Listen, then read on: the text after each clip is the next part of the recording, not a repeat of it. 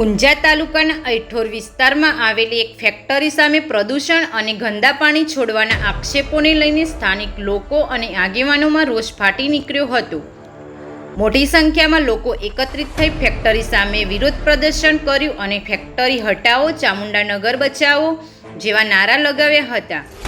પ્રદર્શનકારીઓનો આક્ષેપ છે કે ફેક્ટરીમાંથી નીકળતા ગંદા પાણી અને પ્રદૂષણના કારણે આસપાસના લોકોના આરોગ્ય પર ખરાબ અસર પડી રહી છે.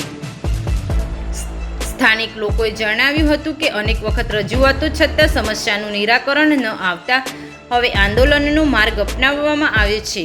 આંદોલનકારીઓ દ્વારા મહેસાણા જિલ્લા કલેક્ટરને આવેદનપત્ર પાઠવી ફેક્ટરી સામે કડક કાર્યવાહી કરવાની માંગ કરવામાં આવી હતી.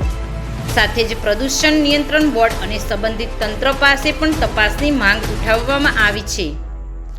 વિરોધ પ્રદર્શન દરમિયાન લોકો દ્વારા પ્રદૂષણ બંધ કરાવવા અને રહેણાંક વિસ્તારમાંથી ફેક્ટરી હટાવવાની માંગ સાથે સૂત્રોચ્ચાર કરવામાં આવ્યા હતા.